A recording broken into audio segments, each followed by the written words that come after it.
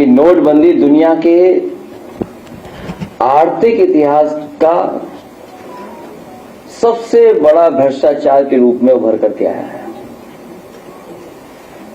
नोटबंदी भाजपा के भ्रष्टाचार का महासागर साबित हुई है। नोटबंदी के समय जितने भी दिखावटी लक्ष्य रखे गए थे उनमें से एक भी पूरा अभी तक सरकार नहीं कर पाई और न दावा कर पाई है आज तक कि नोटबंदी के समय पर जो उन्होंने लक्ष्य रखे थे वो एक भी लक्ष्य पूरा सरकार का नहीं हुआ है। नोटबंदी केवल दिखावटी उनका और दिखावटी बनकर के रह गई है। नोटबंदी का असर स्लो पॉइजन जैसा था। पिछले 8 साल में इसने किसान, मजदूर, मध्यम वर्ग, नौकरी पेशेवर लोग और छोटे दुकानदार, व्यापारी, रेडी पटरी, फेरी वाले सबको अपना शिकार बनाया और कोई वर्ग नहीं छूटा होगा जिस वर्ग को नोटबंदी की वजह से छत न पहुंची हो। नोटबंदी न केवल नोटबंदी रह गई थी बल्कि नोटबंदी के बाद जो भारतीय जनता पार्टी के अन्य फैसले भी लिए गए जैसे जीएसटी और उससे भी बड़े पैमाने पे कारोबारियों का नुकसान पहुंचाने का काम भारतीय जनता पार्टी ने किया। हालांकि ये जन्मदिन हम लोगों से ज्यादा भारतीय जनता पार्टी के लोगों को मनाना चाहिए, लेकिन भारतीय जनता पार्टी के लोग न केवल तारीख भूल जाते हैं बल्कि ये भी भूल जाते हैं कि कोई खजांची भी है। ये खजांची का जन्मदिन इसलिए हम लोग मनाते हैं कम से कम भारतीय जनता पार्टी को याद आए कि उन्हीं की वजह से खजांची बैंक में पैदा हुआ था और आज का नाम खजांची के नाम से ही हम सब लोग जानते हैं। कम से कम उस बैंक को, मैंने पहले भी कहा और फिर कहता हूं, उस बैंक को कम से कम इसकी पढ़ाई का ख्याल रखना चाहिए था। अगर बैंक ख्याल नहीं रख पा रही थी तो भारतीय जनता पार्टी को किसी न किसी योजना में शामिल कर करके कम से कम बच्चे के भविष्य की चिंता करनी चाहिए थी। न उन्हें भविष्य की चिंता कर रहे हैं, न पढ़ाई की चिंता कर रहे हैं। अगर कोई उस बच्चे के भविष्य के बारे में चिंता कर रहा है तो केवल हम सब समाजवादी लोग, उसके अलावा कोई नहीं। जो इनकाउंटर वाले हैं उनका काउंटडाउन शुरू हो गया है। जो इनकाउंटर वाले हैं उनका काउंटडाउन शुरू हो गया है। अब वो सरकार में उतने दिन नहीं रहेंगे जितने वो सरकार में रह चुके हैं। इसी वजह से आप देखते होंगे उनकी भाषा बदल गई है, उनको सोचने समझने का तरीका भी बदल गया है। और सच्चाई तो ये है कि मन की कुटिलता ही वचन की कटुता बनती है। मन की कुटिलता ही वचन की कटुता बनती है। जिन्होंने खुद के ऊपर सच्चे मुकदमे हटवाए हों और दूसरों के ऊपर झूठे मुकदमे लगवाए हों, वो जितना कम बोलेंगे उतना ही उनकी सच्चाई छुपी रहेगी। अगर कम बोलेंगे तो उनकी सच्चाई छिपी रहेगी। जिनके राज में साधु संतों तक से पक्षपात किया जा रहा हो, संत समाज के बीच झगड़े करवाए जा रहे हैं, जो अपने से बड़ा किसी और को नहीं समझते हैं, वो कैसे योगी हैं। संतों में भी झगड़ा कराने का काम अगर कोई कर रहा है तो सरकार के लोग मिलकर के करवा रहे हैं।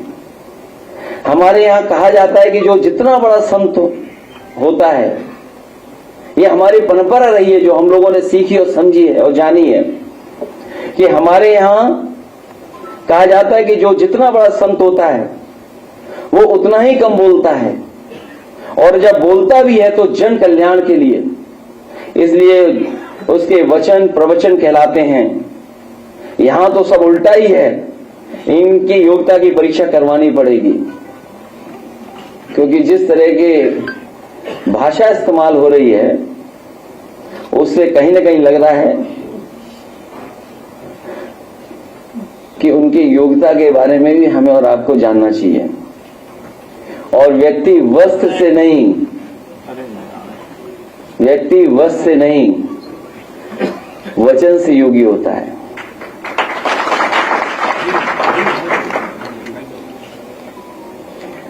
जो लोग हमेशा अमृत काल को याद दिलाते हैं, ये आजादी का नहीं बर्बादी का अमृत काल है।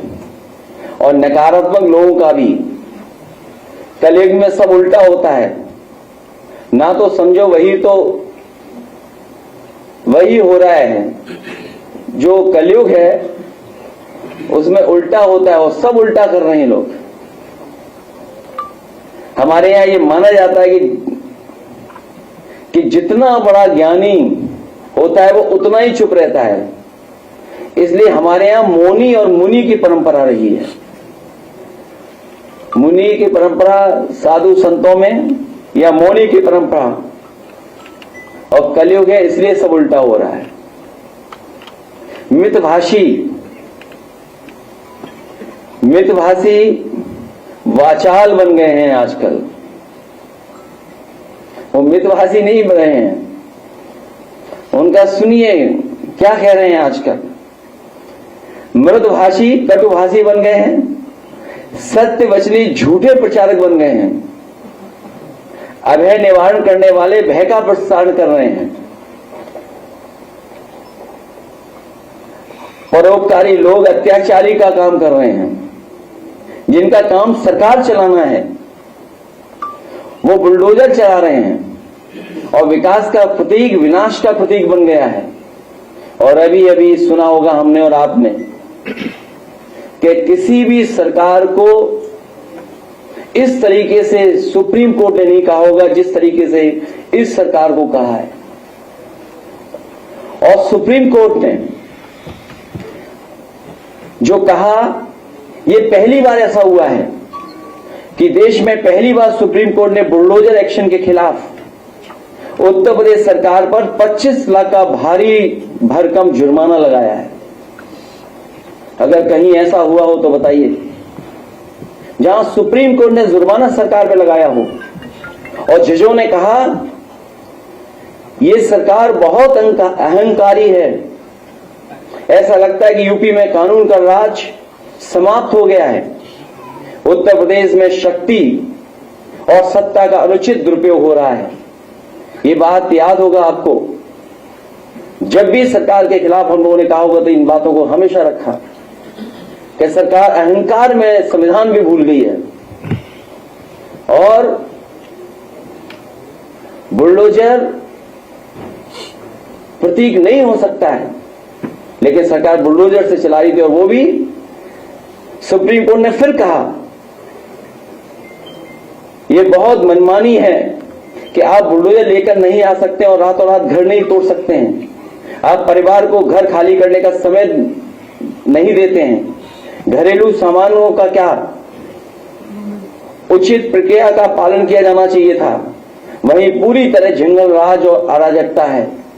सोचिए सुप्रीम कोर्ट में यह टिप्पणी होती हो कि आप बुलडोजर लेकर के जाते हैं लेकिन घर परिवार के लोगों को अपना सामान निकालने का भी मौका नहीं देते हैं, आप जो घर की गृहस्थी है उसको भी निकालने का मौका नहीं देते हैं, समय नोटिस मिलना चाहिए नोटिस नहीं देते हैं आप, और उसकी वजह से सरकार को ये अपमान झेलना पड़ रहा है। और ये पहली बार जुर्माना ही नहीं बल्कि कोर्ट ने यह कहा है कि ऐसे अधिकारियों के खिलाफ कार्रवाई भी हो जिन्होंने इस तरह का काम किया है, और वो भी कहां, मुख्यमंत्री जी के घर के बिल्कुल बगल में ये उस पर इस तरह का सुप्रीम कोर्ट की टिप्पणी आई है। जो सरकार दूसरों के लिए न्याय का उदाहरण बननी चाहिए वो अन्याय कर रही है, इसलिए आए दिन उसे न्यायपालिका से डांट पड़ रही है, जुर्माना तक लग रहा है। पुलिस छापे मारती थी, अब पुलिस पर छापे पड़ रहे हैं। पुलिस छापे मारती थी, अब पुलिस पर छापे पड़ रहे हैं, और जहां बहुत कुछ मिल रहा है उसके बारे में कहा जाता है कुछ है ही नहीं वहां पर, कुछ निकला ही नहीं वहां पर, कुछ था ही नहीं वहां पर। जिसका काम भेदभाव मिटाना है वो भेदभाव बढ़ा रहे हैं। जो लोग महंगाई, बेरोजगारी, भ्रष्टाचार, महिला सुरक्षा जैसे मुद्दों पर बहुत हुई फलाने की मार, अब की बार डैश डैश, आप जानते होंगे किसकी सरकार, जैसे नारे लगाते हुए आए, वो महंगाई, बेरोजगारी, भ्रष्टाचार, महिला सुरक्षा के बारे के सारे रिकॉर्ड तोड़ चुके हैं। अगर हम इनकी तुलना करें, जिस समय ये सरकार में आए और सरकार के आज के आंकड़े अगर हम देखें तो हर मानक में, चाहे वो महंगाई हो, बेरोजगारी हो, भ्रष्टाचार हो और चाहे महिला सुरक्षा के सारे रिकॉर्ड तोड़े हैं। न केवल रिकॉर्ड तोड़े हैं बल्कि महिला सुरक्षा को लेकर के, उन्हें न्याय को लेकर के इतना महिलाएं या बेटियां कभी मुख्यमंत्री आवास में आत्मदाह करने नहीं आई जितनी इस सरकार में आई हैं। लोगों को न्याय नहीं मिलता, तहसीलों में जान दिए उन्होंने, अधिकारियों के सामने आत्मदाह करने की कोशिश की है। और सोचिए, मुख्यमंत्री कार्यालय के बगल में कितने ऊंचे खंबे पर केवल न्याय मिल जाए, उसकी बात सुन लें, उसलिए गरीब को कहां कहां नहीं जाना पड़ रहा है। जिन्हें संविधान के हिसाब से चलना चाहिए वो मन विधान के हिसाब से चल रहे हैं। और जो नारा कभी अंग्रेजों ने लगाया था, अंग्रेजों के जो विचार थे, अंग्रेज तो भारत छोड़ के चले गए, लेकिन अंग्रेज अपने विचारवंशी लोगों को यहीं पर छोड़ गए। जो विचार अंग्रेजों के थे वही विचार इस सरकार के हैं। दिल्ली और लखनऊ सहयोग से चलने चाहिए, यहां तो विरोध से चल रहे हैं। डबल इंजन उल्टे लगे हैं, या आमने सामने दोनों एक दिशा में नहीं है।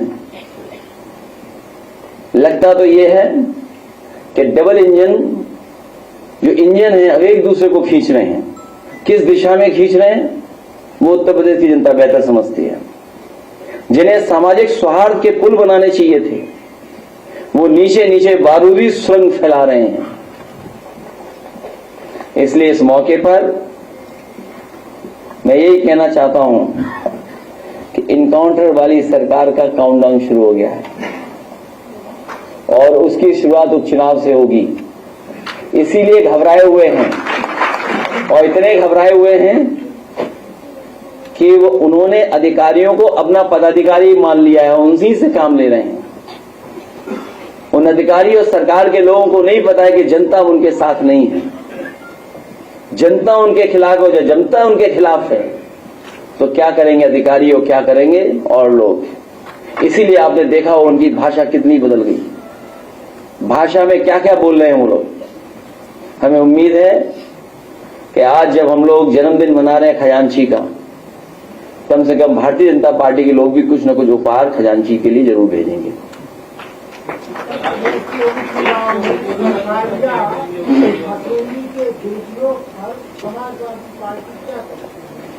समाजवादी कार्यकर्ता, समाजवादी नेता और जनता डट करके मुकाबला करेगी।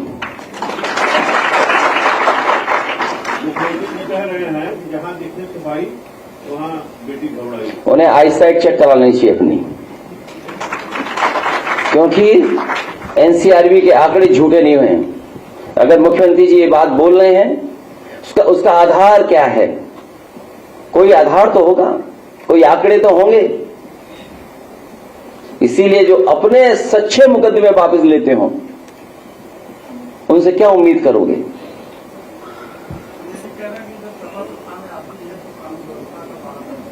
मुझे उम्मीद है कि जो 50वें पायदान से जो सबसे ऊंचे बैठ गए हैं, जो 48 पायदान पे अधिकारी हैं, उनसे जाकर के चर्चा कर लो इस बारे में। और जिनके पास कार्यकारी हो, सब कार्यकारी ही हो, उनसे क्या उम्मीद करोगे? उनसे क्या संभलेगा? सर, पार्टी की तरफ से कई बार ज्ञापन दिया गया है ईसी में कि जो कटहरी और कुंदरकी विधानसभा की सीटें हैं वहां अधिकारी मनमानी कर रहे हैं, सपा की जो गाड़ियां उनको जब्त कर रहे हैं। इस पर क्या कहेंगे सर?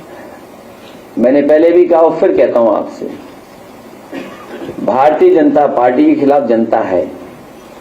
अब वो अधिकारियों के माध्यम से चुनाव लड़ना चाहते हैं।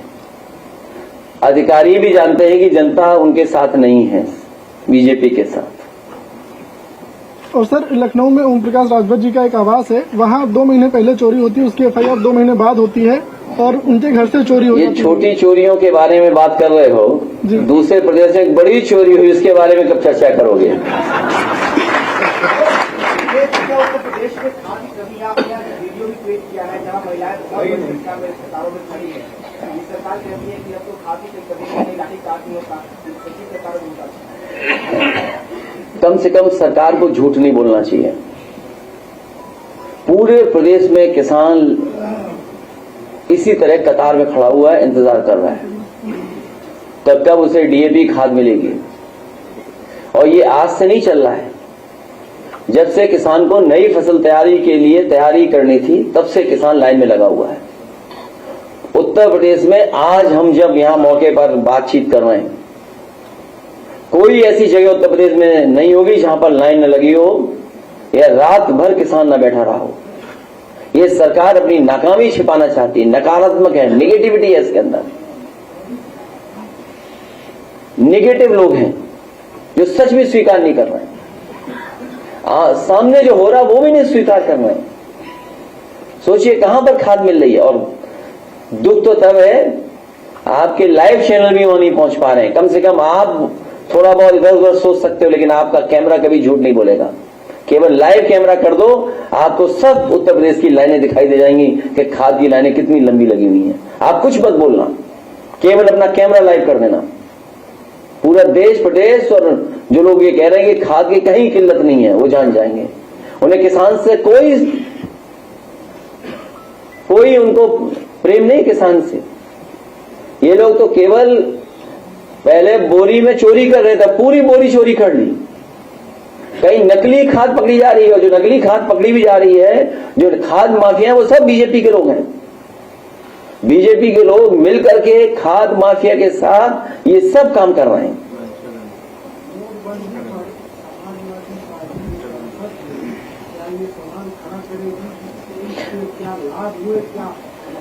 अगर आप कहीं उम्र कम करा दो तो खजांची को मैं सदन ले जाऊं। उससे बड़ा प्रमाण कोई हो तो बताओ।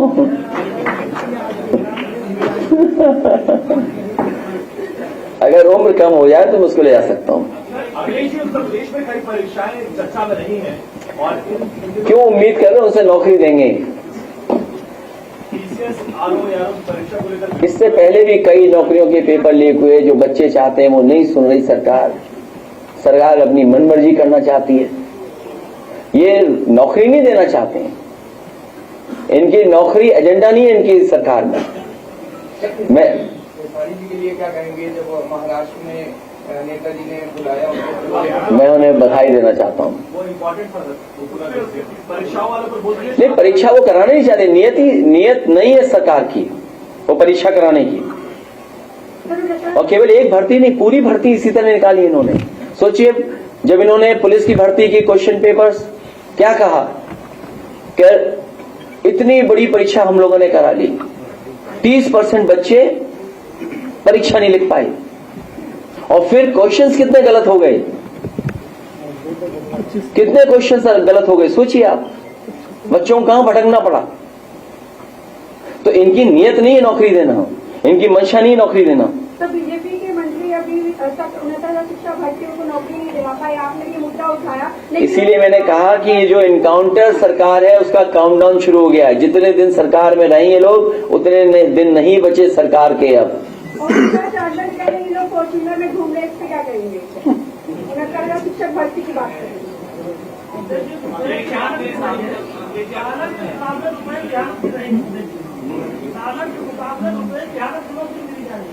हमारे पत्रकार मित्र राजेश जी नाम है, तो सुरेश जी, बाजार में देखो वैल्यू ऑफ मनी क्या बची है। केवल डॉलर रुपया की तुलना नहीं, वैल्यू ऑफ मनी क्या बचा है, पैसे की सब कुछ वैल्यू खत्म कर दी इन्होंने।